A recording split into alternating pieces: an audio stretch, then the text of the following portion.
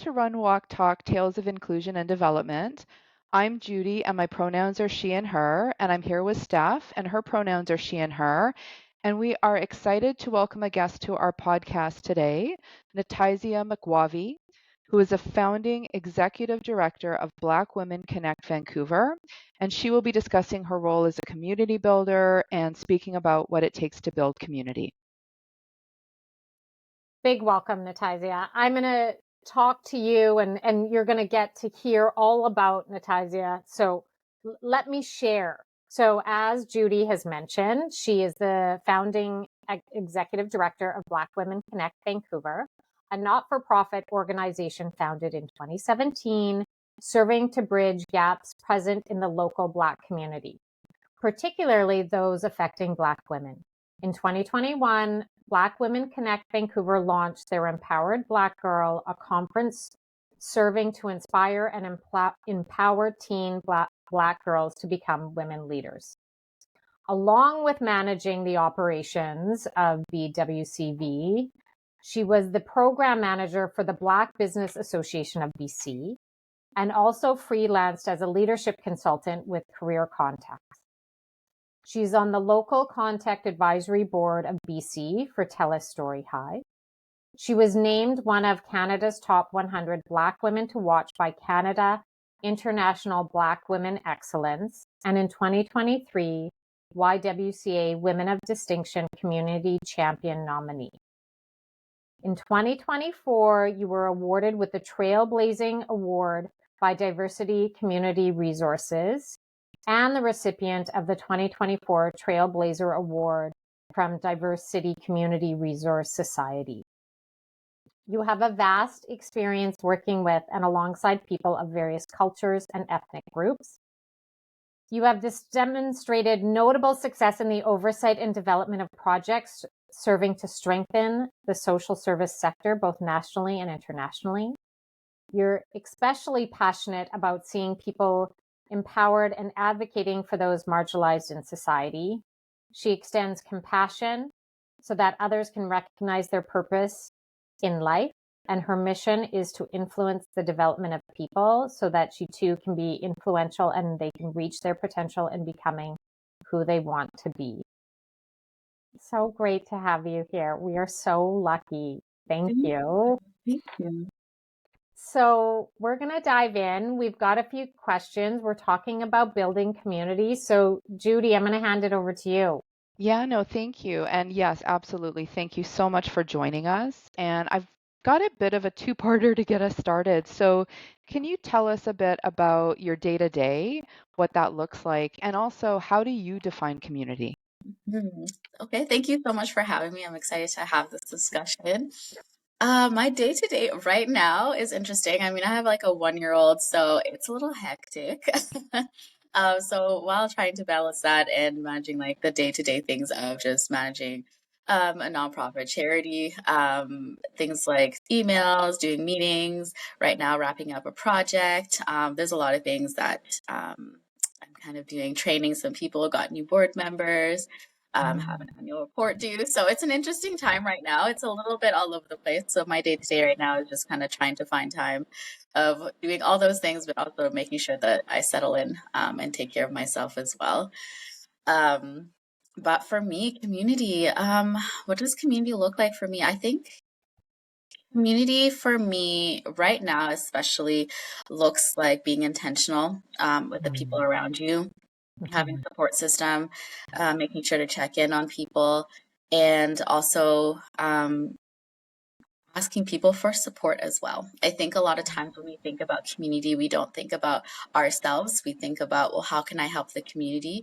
But a lot of times community also has to do with how do you fit into that community and what can you also gain out of it, and not in a selfish way, but just everybody needs community and it looks different for everybody. And we're all constantly looking for it. So what does that look like for yourself in this time? Absolutely. And I love that you say that too, because it is about people often like to be asked Yeah. to provide help. They want to feel a part of it. And it's in asking that people feel that connection as well. Yeah, exactly. Yeah, no, it's true. And I think I learned that a lot, especially when I had my son. I Hmm. was very much I will do everything and anything. I will provide community for everybody around me. And then the moment I got pregnant and had to learn motherhood and balancing what giving community, showing community for others, but also for myself looks like. I think I really had to kind of understand that it's okay to ask for help. It's okay that in this time my community looks different. And even though I get a lot of fulfillment for creating community for other people, right now this is actually really important for myself to continue. That's great.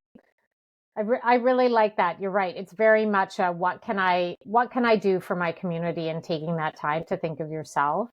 Yeah. So and which sort of brings us to the second question around why is community important to you? Yeah, I think community is important to me. I think we all crave community, and I will say Vancouver, as a lot of people like to say, is like a lonely city, um, Mm, and it's mhm, hard for people to find their space. I think that we're all looking for someone to connect with, someone to understand us, someone to yeah. support us. And community can look different for every life stage that you go through. Sometimes you're looking for a specific community right now, and maybe 5, 10 years later, your community looks different. And I think that it's also recognizing that it's okay that there's stages of community in your life as well. You may have one group that's like, okay, this is going to be my community for this specific thing. This is going to be this for this specific thing. There isn't one community that will just kind of fully support you. And I think it's looking at it holistically of what does community look like. And I think that leads nicely into how do you build community? Like, how do Mhm, you start reaching out to people, or how do you let people know that you're wanting to start an organization or a group or a community? Yeah, I mean, to be honest, like even when I just started this, it was not my intention. It wasn't this like business plan that I had or anything like that. It just really my sister and I wanted to do something with our friends, like our mm, black girlfriends, and then we're like, let's let them invite their friends, and it kind of just started out of there. And the more I was doing it in my clubhouse of my condo, people were like, no, do this bigger, make this bigger, put it out in Vancouver, and I was like, I don't know. It's something I really want to do because it sounds like a lot of work. And so the mhm, first one that I did, really, it was like 80 people showed up. It was me and two friends that were helping me. I was managing the panel. I actually had a lot of sponsorship. I would say that community came mm, in mhm, Vancouver. I don't know if it's because maybe I was the first one to do something like that, but there was a lot of mhm, support that I did receive when I started. And yeah, I was like running back and forth from the kitchen. My friends were doing registration and helping with the games. Like we had a whole thing planned out, thinking like 30 people were going to show up. But yeah, so it was a little hectic, and I was so sick too. I ended up having the flu. Oh It no. was an interesting time, but it was memorable because of the things that I remember. People saying like, "This is the first time I felt that I was seen, I was understood," because it was mental health as well. mhm, And so people really felt that this was kind of like their breakthrough moment, understanding, okay, there is space for me here in this city where I don't feel like I belong. And I think with the Black population, that people always kind of don't really understand is there's a lot of ethnic groups around that have specific cities or specific mhm, stores or specific mhm, areas that you can be mhm, like, okay, this is where I can go to get whatever food or to go into this community. But we don't have that, and so we have to create that for ourselves. And so, I mean, hopefully one day we'll be able to have that area or that space back again. mhm, But right now, that's why we're so dispersed in all the other cities that people don't really know where they fit and where they can go.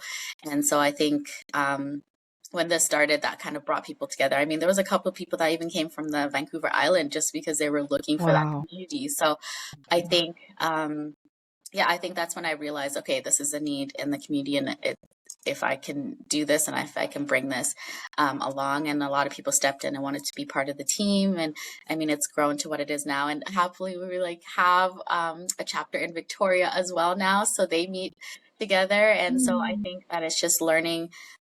For me to understand that people really crave that space where they feel understood and heard in spaces mhm, where they have to go every day and they're not understood or heard. And so it's really important for me to continually change what we do as well and not consistently do mm, the same thing, because every time we have events, there's different people that show up. There's Mhm. different stories, different experiences, and not creating kind of like this monolithic, this is who we are, not having age gaps, inclusive Mhm. for everybody. So I think it's been a learning stage for me. And being in the 6th year, it's kind of that stage where you have to strategically plan now of like, what does it look like moving forward? What does it Yeah, I don't know. I think that it's an interesting stage that we're in right now because I think there's a lot of strategic planning that needs to happen to be a sustainable charity. I think a lot Mm. of charities are going through that right now. Mhm. And so that's something that I'm trying to figure out as well. Yeah. Oh my, 80 people for your very first get together. Like, It's that's amazing. Like, huge, huge congrats, right? Mhm. You know, I'm sure you and your sister were probably like, we'll see, right? Yeah. And yeah, so good, so good. Can we talk about sort of maybe if there is, and maybe there isn't, the downside? Is there any sort of downside or what doesn't work in community or things we should be careful of when we're building community? Yeah, I think that anytime anybody is self-serving in community, Mm, becomes about mhm, the person who created the community, that's when it mhm, becomes there's a downside because then you know that it's not about people. mhm. People are going to be heard because it's going to be, and it's okay to be the face of your own organization. So I'm not talking about the face or anything. Yep. It's more like this person is tied to this organization and it's just about them. It's about them, only their story, not the community story.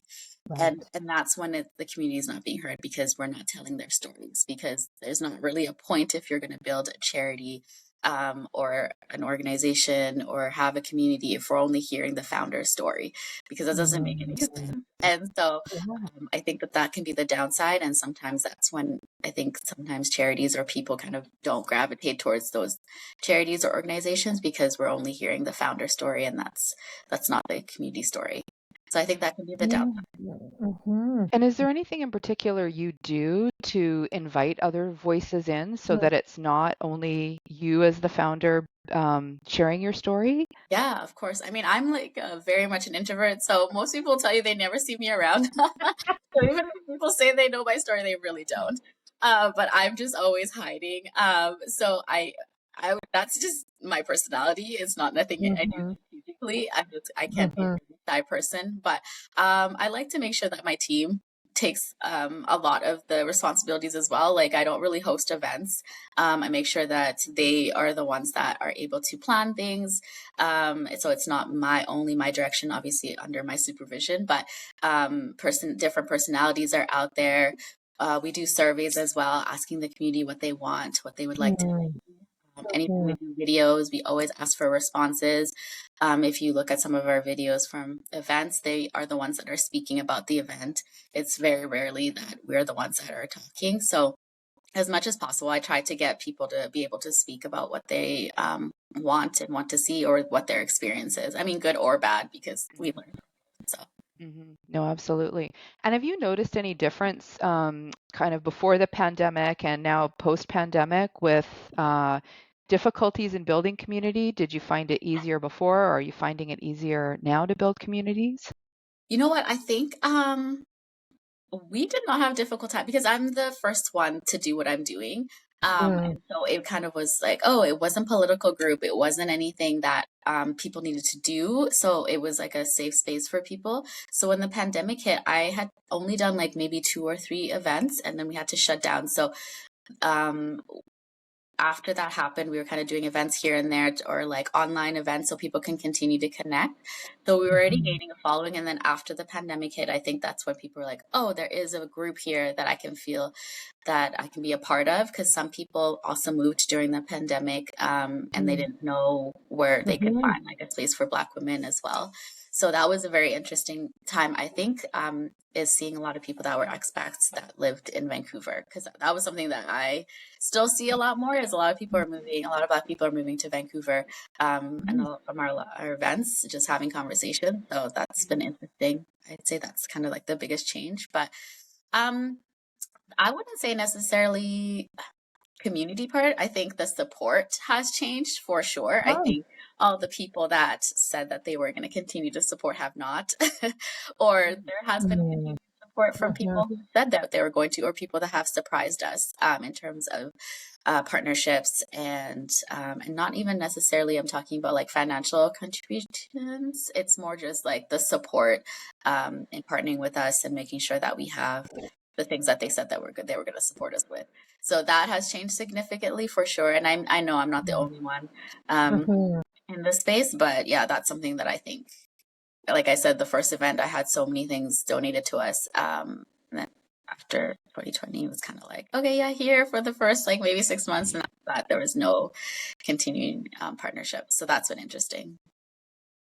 That constant sort of getting those partnerships, right? Yeah, it's like I feel like now we have to like beg to show why it's important. Yeah, because like I said, I'm not a political group. I'm not doing something I'm just creating community, right? And so I think people want to see like the tangible numbers or the tangible like, well, what's my return going to be, you know? And I mean, luckily we have a great social media presence, so that can help us. But at the same time, I feel like that should be something that we should have to show, like, okay, well, here's our 7,000 followers. So it should kind of be like, okay, this community is important for them. But I know that's going to be a learning thing for a long time.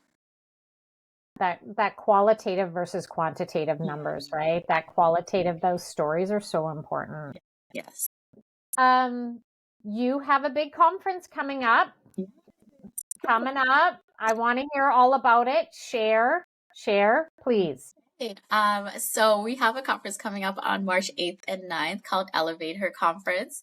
I am doing it with Trish and Narissa. So Trish has Synergy Consulting on boards, and then Narissa is the CEO of Black Business Association of BC. So we're coming together and doing a conference for Black women. It's going to be the first one, so we're really excited.